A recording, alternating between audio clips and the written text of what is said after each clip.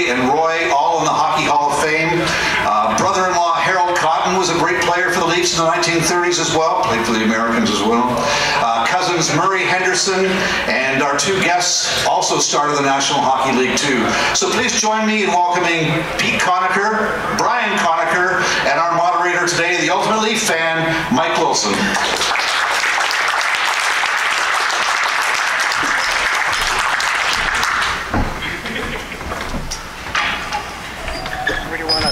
Okay, right here, gentlemen. Well, I recognize a couple of these faces from last night, guys. I hope you enjoyed yourself and enjoyed taking all the questions from everybody on around the room. And certainly it's a good lead-in for me coming with these two fine gentlemen today to talk about, especially what everybody saw last night. So I guess starting right off, Brian. I guess dealing with a family like this, it can either be an easy thing or it can be very difficult thing because there's so many questions you can ask. So Brian, you played for one of the most elite junior teams in Canada. You played representing your country. You played for the Toronto Maple Leafs, and then you won the Stanley Cup. You know, you did work after in broadcasting. You were coaching, I believe, at one point. You also did some. You ran Maple Leaf Gardens. So, I mean, you basically touched every part of hockey in any phase you can. And I heard your name mentioned twice today, both from a player and both on the broadcasting side. Pete, you the same way after a stellar junior career, played in the National Hockey League, representing Canada also, and then you came back and played hockey, but also did some great work in the foundation world for charities and so on. So you've really established yourself. But I should also point out that we share a couple of things in common. My dad went to his first hockey game because of Peter's father, who gave my dad tickets to go when he was 6 years old in 1937. And Peter and I share the same birthday on July 29th. Pete was in the brokerage business for 41 years. You got me by a year. I may have to go back because I just retired in January, so I have to top that one. And but there's one thing that really isn't the same. It's that last name. That seems to be where it separates right there. So Pete, starting with you, as a young guy growing up, when did it really kind of hit you that your father did something a little different than the other kids in the neighborhood for a living? Well, I'm not sure. I think. I think probably when I started in minor hockey, Pee-wee, I got the message and was very proud of it. Yeah. So I mean, did you ever get a chance to see your dad play? I mean, you were pretty young when he stopped. So. I never saw my dad play. The only time I saw him play. Can you? I don't think they can hear. You should probably share that one. That one that was better. Back. The wireless one's better, I think. Oh, that better? Yeah. I saw my dad play when he was coaching Oshawa, and they must have had an old-timers game against the Oshawa Generals, and so I saw my dad out on the ice playing against his own team, and he came down right wing and shot the puck, and it went right over Luke Crowder's shoulder in the net, and I know my dad was pleased with that. So, Ryan, what about you? You coming up, you're about 11 years behind Peter, and coming up and playing. When did it strike you your father was, just a little more than an ordinary guy around the street as far as his athletic abilities? Well, when I was young, my father's career was long over before I was even born. And so I never really knew my father as an athlete. It was just somebody I would hear and read about periodic in the paper in around the mid-50s or early 50s when he was awarded Canada's athlete of the first half century. I realized that he was an exceptional athlete. But we weren't brought up in that sort of environment with the idea that we were going to be athletes, and we were all in school. We were always supposed to complete school. We were all supposed to go on to university. So I never really saw him. I think only on one occasion there was an old-timers hockey game in Montreal, and it probably would have been about 1951 or 52, and where he played with Uncle Charlie and Uncle Roy. All three of them played together in a charity game, and that was the only time I ever saw him on skates. He never sort of came out he was a parliamentarian at the time, so we spent a lot of time in Ottawa, and died when I was 12 in 1954. So unfortunately, I didn't get a lot of time to spend with my father, but I didn't really know him as an athlete. Now, did you ever have any talks about sports, or to give any kind of direction? I mean, he was just more than a hockey player, obviously. So no, I think, and this is true for all of the children. There was 10 children, and 5 boys, 5 girls, and my dad was the oldest brother of the 5 boys. And in the 20s and early 30s, and up until the end of the 30s, they used sport. They realized that sport was a way to play themselves and work themselves out of a fairly a meager existence, and sport was relatively big then as it is now. So my father played sports so that we didn't have to play sports, so that it was almost all voluntary. There was never a lot of encouragement to play or not play, and we played a lot of sports in public school and high school. I was never in an indoor arena until I was 12 years old. I played hockey outside down at Hawks Hollow at the foot of Yonge Street in York Mills. It's a parking lot today, but where the old Jolly Miller is, and that's where I played out. And I played public school hockey, and I was asked through my mother or father, to come and play for Ted Reeves or Ted, this thing. Never stepped in an indoor arena until I was 12 years old. And I played high school hockey until I was 17, and then I started to play for the Marlies. So Peter, I know I spoke to you in the past, and you didn't really. I'd like to make a comment about your question. Yeah. And Roy Conacher, my uncle, was a scoring champion. My dad was a scoring champion twice. Uncle Lionel, Stanley Cup winner twice. So lots of big games, lots of exciting games. I never ever heard them talk about a goal or a championship or a series. It didn't happen. They didn't talk about it. I think after all they went through, they never talked about it. Not when I was around. Didn't you just find out recently that your Uncle Lionel knew you? I don't think, Brian, you knew either. Won a Memorial Cup in 1920 and you didn't know he was on the team? Yeah, somebody loaned me the book. It was the history of the Memorial Cup, and I was reading it, and I read it. It started in 1920 at Toronto Canoe Club, and it said in the book that Uncle Lionel was a member of the Toronto Canoe Club. They won the Memorial Cup. So I picked up the phone, I called Brian, and said, Brian, did you know that Uncle Lionel was at Memorial Cup? And Brian didn't know, and I didn't know. So it just shows you. So I talked to your brother Brad, and one of the things he told me is, and Brad would have been here today, but he's on vacation in California, so we can't blame him for doing that. Brad and I worked together in the brokerage business, and so Brad was sort of the non-hockey playing son, I guess, or brother, cousin of the family, although he did play Upper Canada College. So I asked him, and he said he really got to know his father once his father had passed away, and that's when the mystique or the legacy of the Conacher name really struck him, because everything was just basically, status quo day to day as every normal kid. And he was a young kid when his father passed away. So he's about 16 years of age and playing for Upper Canada College. And one game, and he recalled exactly the player he passed it to, Brian Foster.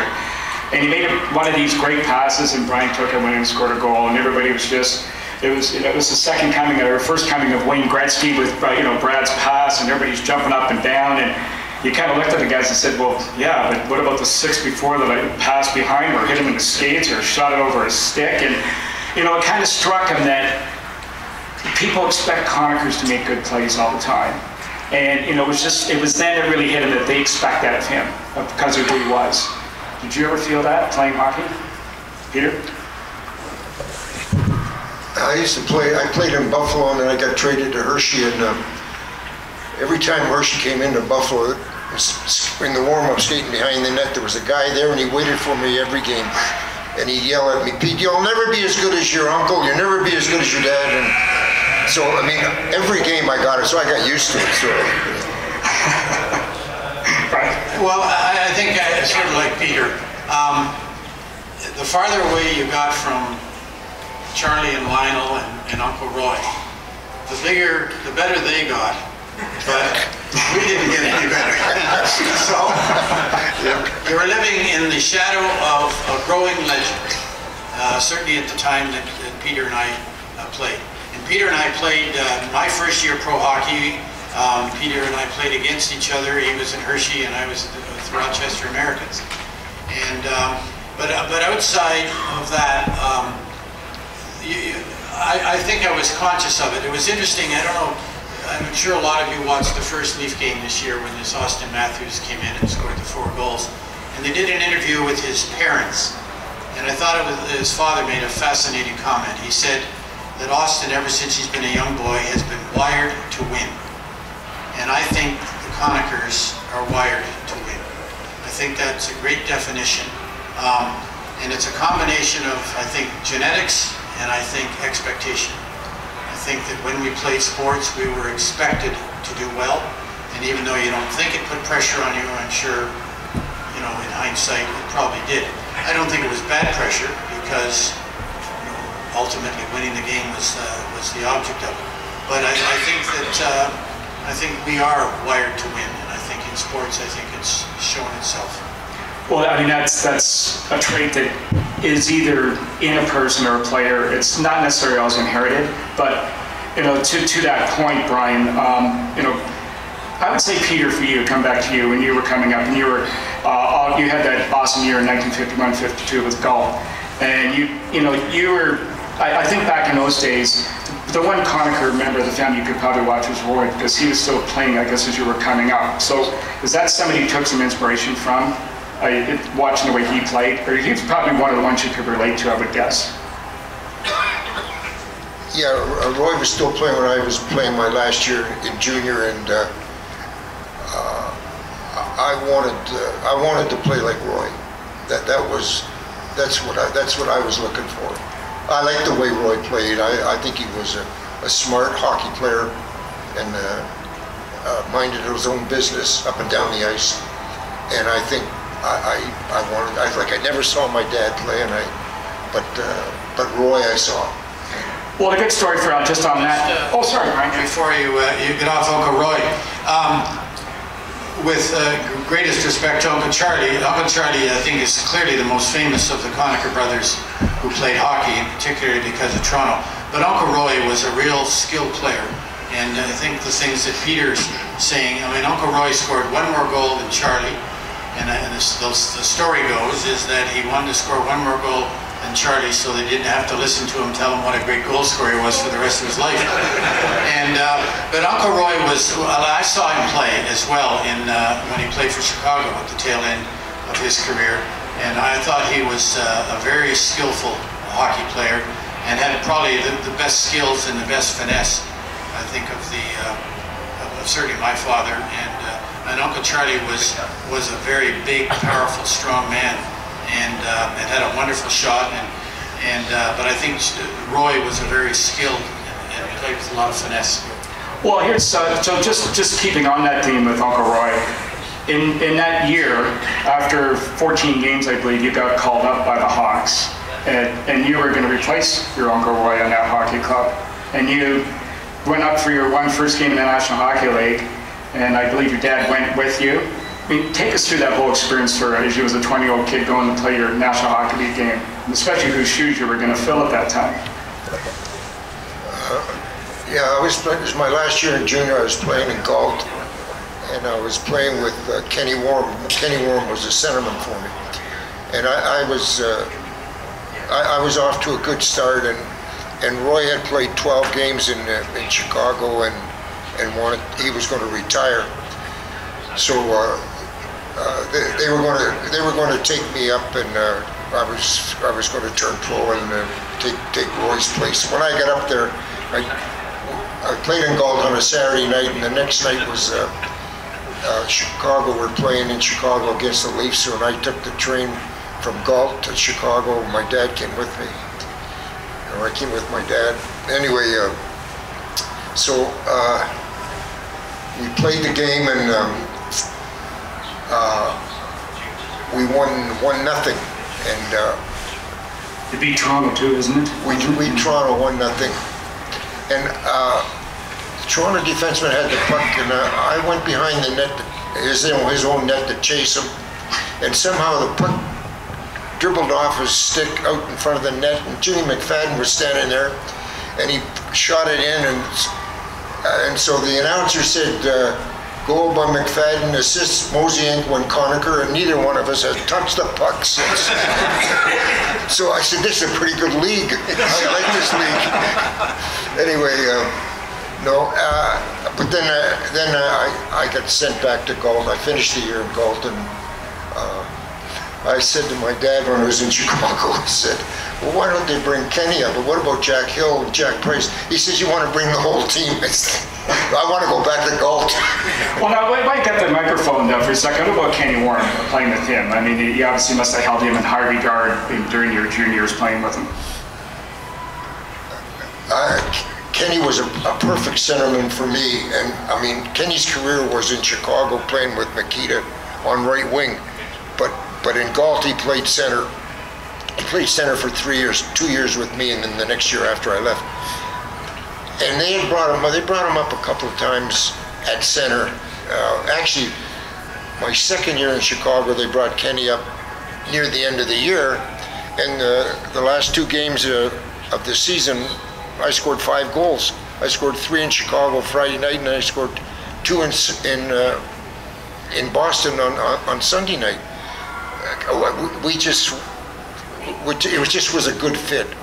And then, but Kenny had a tough time making it at center, and he kept going back and forth to Buffalo. And then they brought him up and they put him on right wing with Makita, and it was history. And if you look at the records, in the 60s, Gordie Howe finished on the second All-Star team right wing, and Kenny Warren was first right wing All-Star. So when you think about it, and you think about Howe's career and how we all think about Howe, Kenny Warren was ahead of him 2 years, like as a right winger. I think that's pretty something. So Brian, what about your first game? What was that? Let me take us through that day and that night.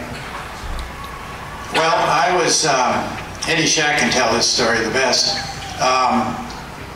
I was in Rochester, and we were, there was about 5 of us living in a house together: Mike Walton, Peter Stemkowski, Gary Smith, Eddie Shea, and Jimmy Papin, all of us in this house in Rochester.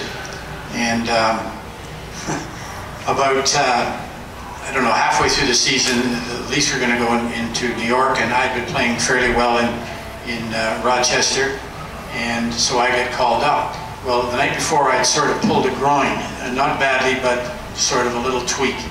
But I wasn't going to tell anybody. I was going to the big show, and that was going to be it. Packed up my car and put all the thing, and put the TV set in, the only TV set in the thing. And so they weren't happy. And Eddie Shea said as I was walking out the door, "You'll be back before the show is over." And it was the truth.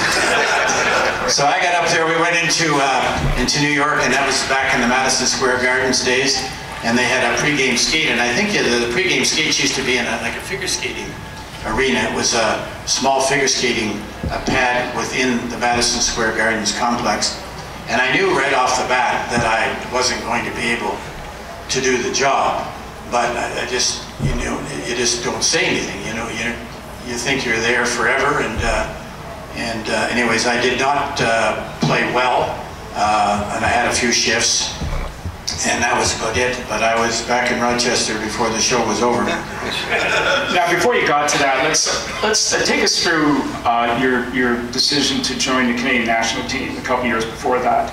What brought that on? What was that experience like? Well, I played junior hockey, and I played as a 20-year-old because of when my birthday fell. So I played junior hockey for 4 years for the Marlies, and I was sort of, I never really thought about playing pro hockey as a career, to be quite honest. At that stage, I was at university, and that was a big objective after thing. And then I looked at the Leafs, and they were winning Stanley Cups in '62, '63, and I thought, you know, there's no chance I'm going to end up down in Tulsa or in Victoria or somewhere, you know, for $5,500 a year, and I'm going to be out of education and stuff like that.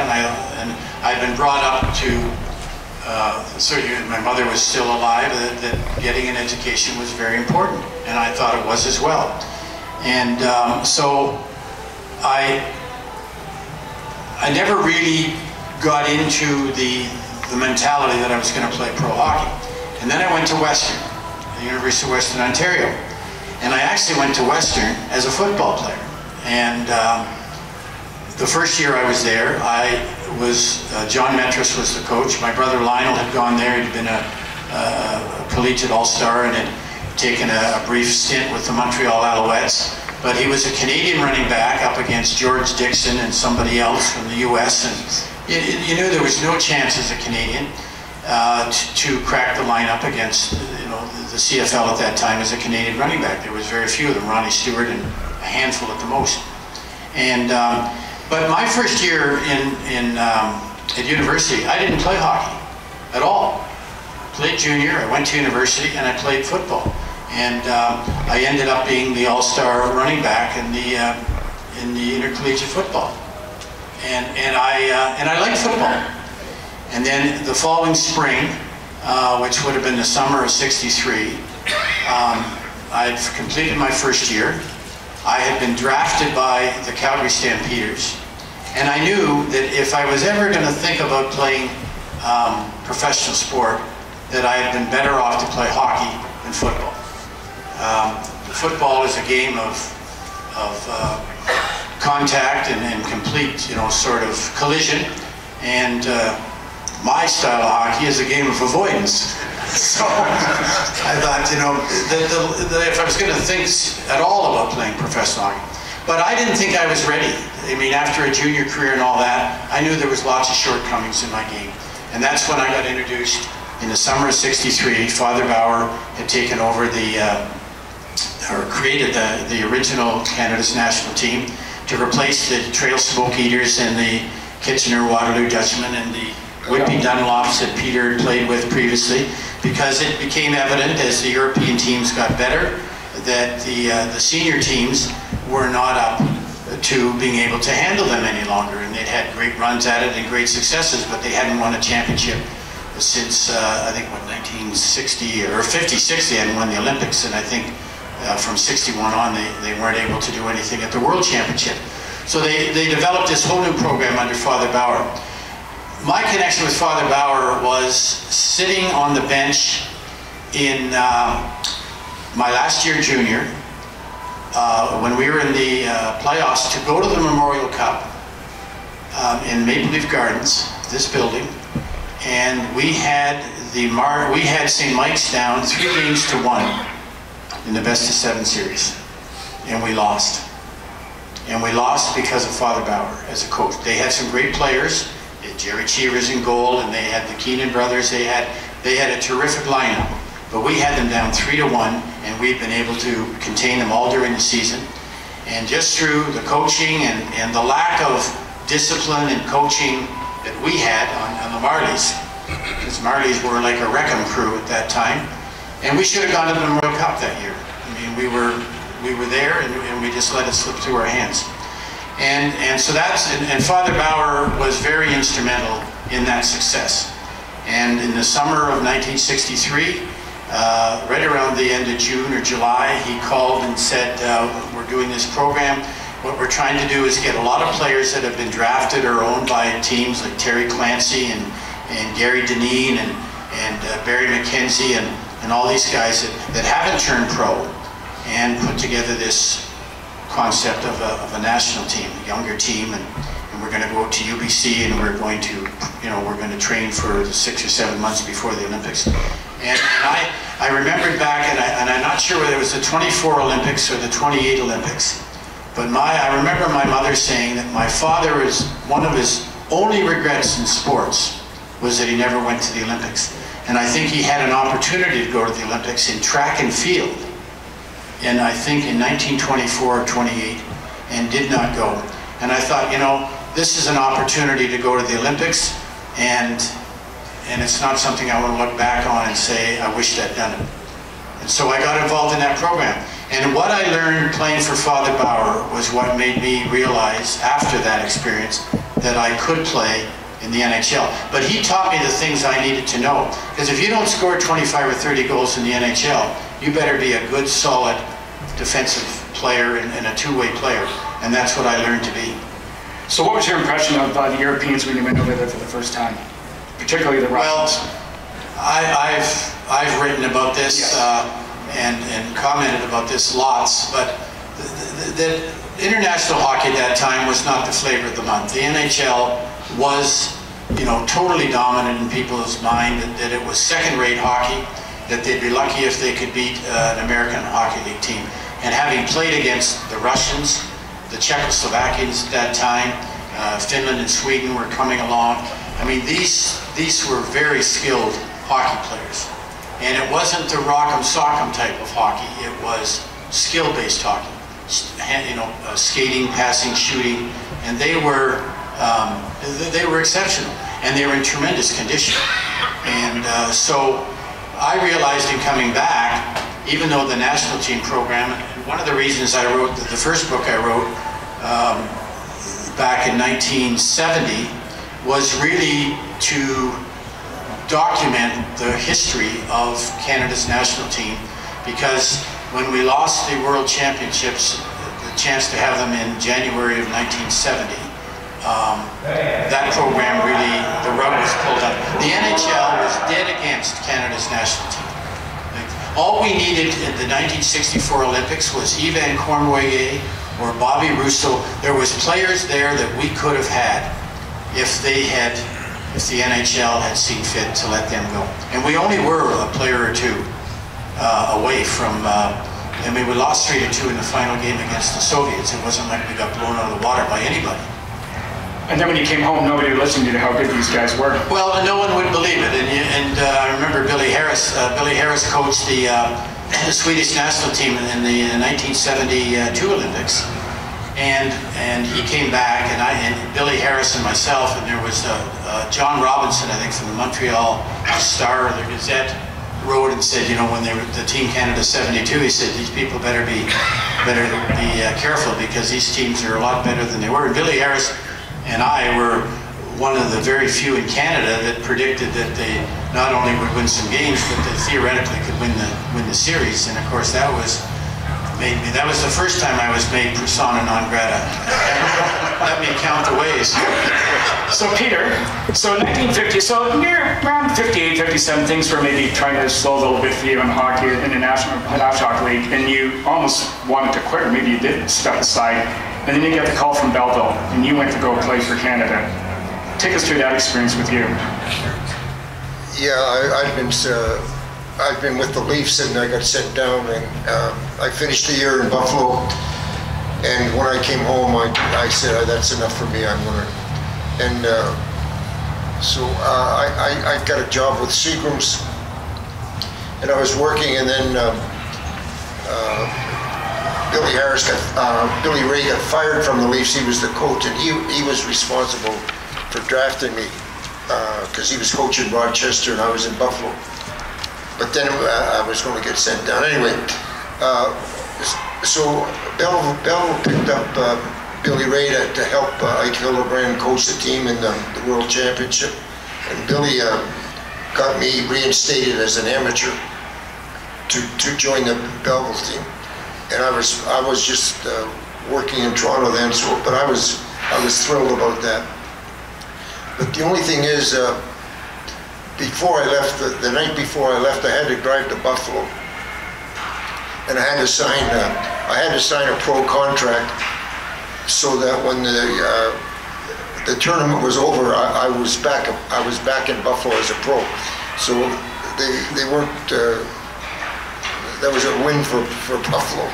Anyway, so I went overseas with Belleville, and we won the championship. I was really pleased. It was probably the highlight of my career. Came back to Buffalo, and then the league wouldn't let me play in the playoffs, so I came home. Now, playing against the Europeans, what was your first impression? Like your thought process going over there, and then once you started playing against them? I mean, how good they were. Were you impressed with that, the level of play? Well, to me, it was just another game you had to win. And I didn't really analyze how they were going to play. I just, you try to do your own thing and be successful out on the ice, and that's what I was more concerned about my game than their game. Did you give Cousin Brian any tips when he was going over there in '64 about playing against some of these guys? No, I didn't. Just like that? Just play your game? Actually, I didn't. But when he was in Rochester and I was in Hershey, we met in the playoffs. I think it was the finals. I forget. But anyway, when I got home, I had to call him and congratulate him. So now after that, when you came back from Belleville, it almost like reinvigorated you for the game of hockey, I believe, and you played some pretty good hockey after that. Yeah, I went back to Buffalo. I quit my job, went back to Buffalo, finished and played the year there, and then they sold me to Detroit, and I got sent to Hershey, and I was 6 years in Hershey. And bottom line, I think I was probably 28 when I got sold to Hershey. I played 6 years there, and I was a far better hockey player in Hershey than I ever was anywhere else. I felt more like I contributed to the team, I was part of the team. I'd be on the power play, I'd kill penalties. I was on a line with Mike Nichol and Myron Stankiewicz, and I really felt like part of the team, and we had good teams and playoff teams. So that was a good experience. So Brian, you need to come back from. Oh, sure. About the American League, I'm not sure that. I think there's certainly people in this room that remember the American League, but the bottom line is the American League in the days when Peter was there, and even when I was there, they had some terrific hockey teams, and they had some terrific hockey players. When you look at the NHL, this is all 16 NHL, 120 hockey players, and there's literally thousands out there. And that we had I think our team in Rochester, the year that we won the Calder Cup, that year that I played against Peter, we had a team in Rochester that was probably as good as the bottom two teams in the NHL, because Toronto owned 85 hockey players. And when you went to training camp, my first training camp, there was 85 hockey players under contract. And they had 4 hockey teams. The best 20 went to Toronto, the next 20 went to Rochester, the next 20 went to the Victoria Maple Leafs, and the bottom 20 went to Tulsa Oilers. So, I mean, they had an organization. Okay, great. So I'd be remiss if I didn't ask this question, but Brian, so once you go back to Rochester, you're with our last Stanley Cup win for us Leaf fans here. What was that experience like? And then actually in the Stanley Cup finals, you're a big contributor. Well, I had we had, as I said, a terrific. We went into 27 games in the last half of the season in Rochester, losing going into the third period. And I mean, we had Dick Gamble who scored 55 goals. I mean, Peter played against a lot of these guys a lot longer than I did. I was only down there for that one season. The Leafs, when they didn't win the Stanley Cup, so my first year was in Rochester, and then the Leafs didn't win the Stanley Cup. So I thought, maybe there's a chance now that, they might start to move out some of the older players. You had Jimmy Pappin, you had Mike Walton, you had Peter Stemkowski. You had some good young players. Ronnie Ellis was one of the very few that made the jump right from junior, but he was the exception. But there were some good hockey players in Rochester that were just, it was hard to see them getting a chance. The Leafs lose, so that creates the opportunity. I go to training camp, and one of 85 players, and Britt Selby had won the Rookie of the Year before. And I still see Britt around the city, and he's been a terrific history teacher, I think, at North Toronto School for years. But Britt had won the scoring championships. He came to training camp and he was about 10, 12 pounds overweight. And it cost him his job. Because there was not only me, there was 10 other guys in the organization that were looking for a spot on the team. The one advantage I had is that I played center as a junior, I played left wing for Father Bauer, and I liked playing right wing as an offhanded winger. So I became sort of a utility player, and I'd become that in Rochester. Sort of a player that Joe Crozier could put in any line and here and there. And I ended up getting 6 goals in the playoffs when they called it Cup, and so I had a good playoff. So I had some sort of credential, and I had a good training camp, and I ended up on the Leaf roster. And in my first game, which was against the New York Rangers in this building, I scored 2 goals. I scored the first goal of the game on a pass to Eddie Shack, and as I like to say, Eddie was even on the same team. And and then against Cesar Maniego, and then I scored another one later in the game. And I think we ended up tying New York 4-4 in that game. But so I thought, like Peter, this isn't bad. It didn't last. Well, I think, just as a wrap up here before we have to go, and we could carry this on for hours and hours, but one lasting story. Now, I'll lead it off if you want. Brad told me a story. I wanted a story of your father that people may not know that was a lasting impression on him. And he told me a story. I don't know if you did you go out to San Francisco in 1963 on a family trip? Were you on that one, Peter? Let me refresh your memories. They're flying into San Francisco. They're coming in over the bay. And Brad was very young, and he looked over, he's about 12, and he saw one of these carrier... I didn't. Okay, so he saw one of these carriers holding the fighter aircraft, and it's this massive U.S. ship. And he looked at his little kid, he goes, "Dad, can we go on that?" And nothing is said. So 2 days later, there's a private tour, which he doesn't know it's a private tour at the time, he's telling us now. So they're in the mess, they're around with their commanding officer, and the whole 9 yards. And it was after he found out that your father had been given a letter by Lester Pearson that basically, and I know he's going to be embarrassed by this, that basically said, this is a very high dignitary in our country, a Canadian icon, treat him as you would anybody of that status in your country. And this letter was basically his ticket to ride anywhere. So he flashed that, and so, do you have any, now I know you probably don't want it, you're modest, but do you have a story along those lines that you remember your father? No. I know you're going to say that. Brian, how about you with your dad? Well, as I said right at the beginning, my father died when I was very young, so my memories are not really sports memories. My father used to come. I went to York Mills Public School in Hoggs Hollow, and my father would come occasionally and watch me play sports. But I didn't grow up in a, it sounds strange, but I didn't really grow up in a sports environment. I played sports because I liked sports. I was athletic. And I played all different sports, but I wasn't being groomed to be another Austin Matthews, I can assure you that. Not many are. Yeah. Okay. Before you wind up, I'm curious about something. How many people in your organization were involved in the selection of the top 100 Leafs?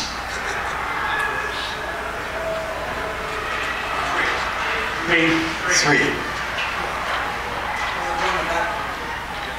People of your organization. Yeah, no, it's an interesting list, and I find it. I've got a thing here that was written by a chap named Jeff Violette, August 16th, 2015. Talks about the accomplishments of Charlie as a Leaf, never been repeated by any Leaf since, and he's number 11. It just blows my mind, and I don't have any objection to the people that are on that list, but the order just baffles me, and it makes me wonder how it was done, because we've seen this in the Hockey Hall of Fame, we've seen this in many things. Players sort of minded prior to 1950, for many people just don't exist, and it's a chronic problem in getting players nominated from the past into the Hockey Hall of Fame and so on. But and this is an editorial comment, and it's not meant in a malicious way, but I cannot believe at number 48, Phil Kessel is on that list. I mean, I find it, like, I'd be embarrassed. I mean, there's a guy that the last month he played for the Toronto Maple Leafs. It was embarrassing. Thank you. It's unbelievable. And I'm a Leaf fan. Thank you. Yeah. Really. Yes, sir. I just want to support what you just said. I just finished a book on the first quarter century in the 19th century in hockey. And besides your uncle, who won 5 scholarships, there was another 12-player winner, number 3, Dave Guy. And he's number 50-something. Obviously, questions for Ron, there's a lot of. Well, I'm not, when I looked at the list, I'm not opposed. I mean, the game is so dramatically different from the past till now, and certainly some of those players that are on that list, and they're great players. And Dave Keon, I played with Dave Keon. Dave Keon is a great player, and you know, I have no objection to him being number 1. My concern is how did Charlie end up at number 11? It blows my mind when I look, because part of that list has to be what you accomplished and what you achieved as a team. And a lot of those players on those teams never won anything.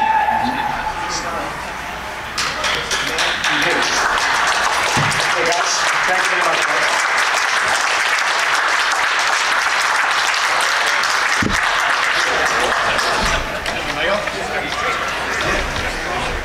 Sincere thanks for some great stories from Peter Conacher, Brian Conacher.